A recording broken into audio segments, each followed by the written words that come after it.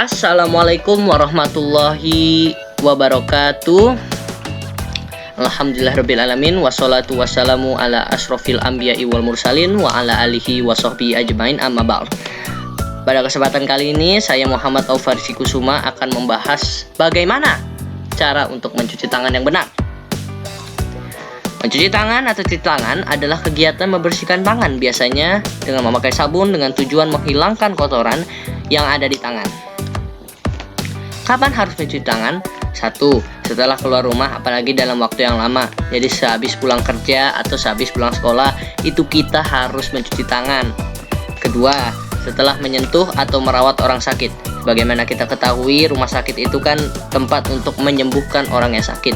Jadi mungkin akan meninggalkan residu kuman. Jadi kita harus membersihkan tangan kita setelah itu. Yang 3, setelah batuk atau bersin. Dan yang 4, dan lain-lain. Jadi tidak hanya terpaut 3 kondisi ini kita harus mencuci tangan. Di kondisi yang lain kita juga harus mencuci tangan.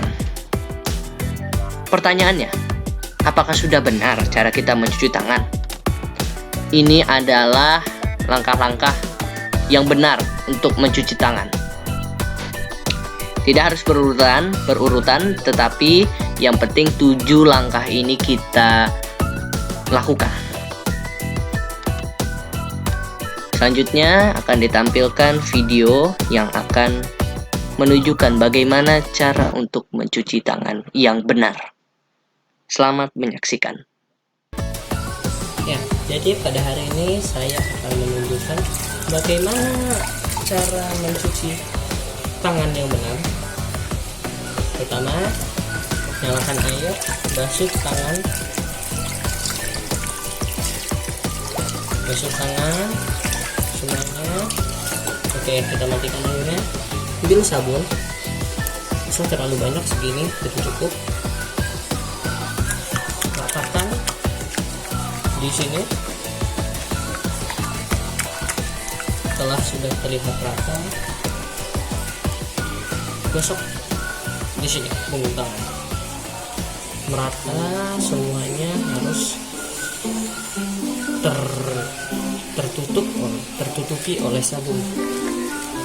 Setelah sudah yakin punggung tangan sudah tertutupi oleh sabun, selanjutnya kita lanjut ke bagian sela-sela jari.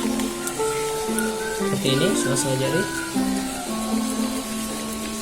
Sela-sela jari, pastikan semua sela-sela jari itu terkenai. Pastikan semua bagian sela-sela jari itu terkenai oleh sabun. Kalau sudah yakin, selanjutnya gerakan menggenggam. Gerakan menggenggam ini sangat penting karena menjangkau tempat-tempat yang tidak bisa dijangkau dengan mudah jika kita hanya melakukan gerakan seperti ini.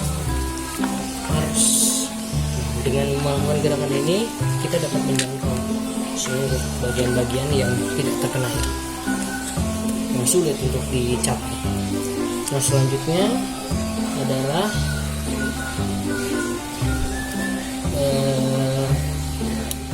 bagian ibu jari. Nah, gosok-gosok ini, gosok ibu jari. Nah, pastikan ibu jari semua itu tergosok. Ini ibu jari kanan, gosok semua. Setelah sudah, ini ibu jari sudah, setelah semua ibu jari sudah, langsung kita ke bagian kuku. Seperti ini. Kita harus melakukan gerakan ini ya, karena gerakan-gerakan ini menjangkau tempat-tempat yang tidak bisa dijangkau jika hanya melakukan gerakan seperti ini. Nah, melakukan gerakan seperti ini. Yang kanan, kiri. Gerakan ini bertujuan untuk membersihkan kuku. Ya, karena kuku kan sebetulnya menyimpan banyak bakteri. Jadi kita harus bersihkan kuku ini. Setelah sudah, nyalakan keran dengan siku. Bersihkan mulutnya, bersiku, pastikan sudah turun tangan, bersihkan semua bagian tangan ya. Setelah sudah yakin semua sudah terbasahi oleh air, maka matikan lagi dengan siku. Selesai. Setelah melihat video tadi, lebih baik mana? Hand sanitizer atau cuci tangan? Sebagaimana kita ketahui, masyarakat kita juga banyak menggunakan hand sanitizer sebagai alternatif dari cuci tangan. Nah, kita harus membandingkan mana yang lebih baik, hand sanitizer, cuci tangan, sanitizer, cuci tangan. Ini adalah hasil percobaan yang dilakukan guru di Inggris,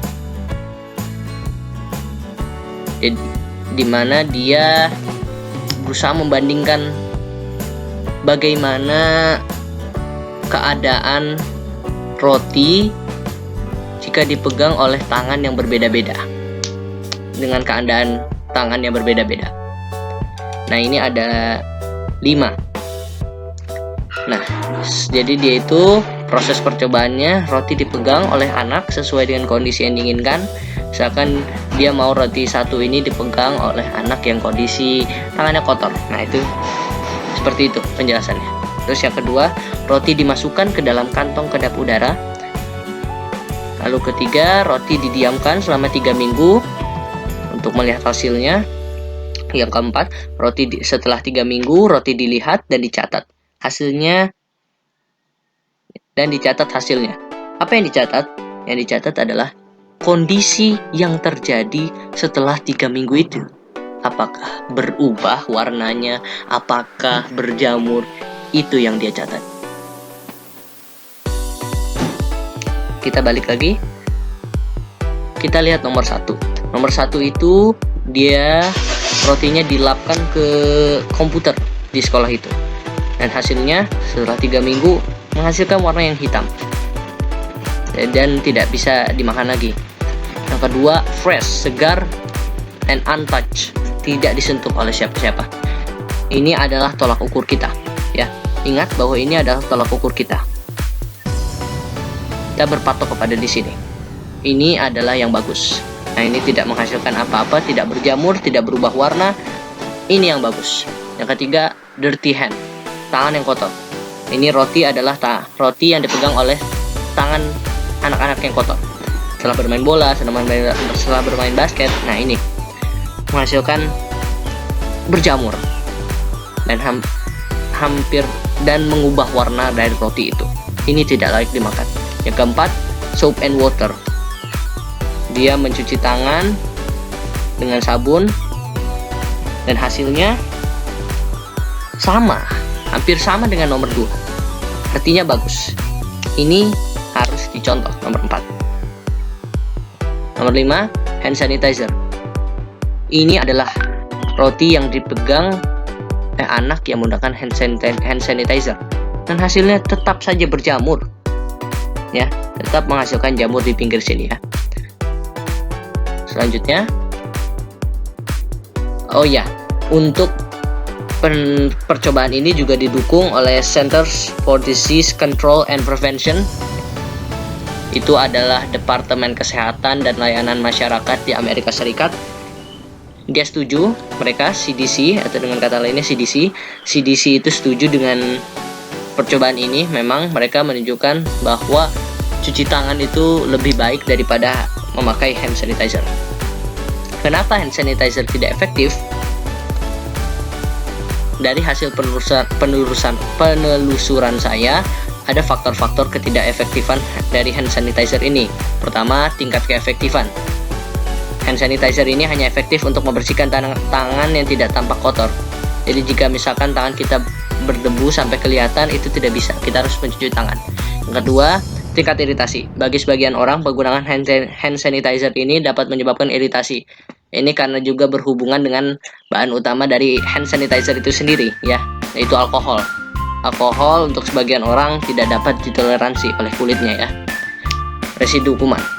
Dengan menggunakan hand sanitizer, residu kuman yang mati masih menempel di tangan. Sedangkan kalau kita mencuci tangan kan, kuman itu akan terbawa oleh air, sehingga tidak ada lagi kuman di tangan kita. Sekian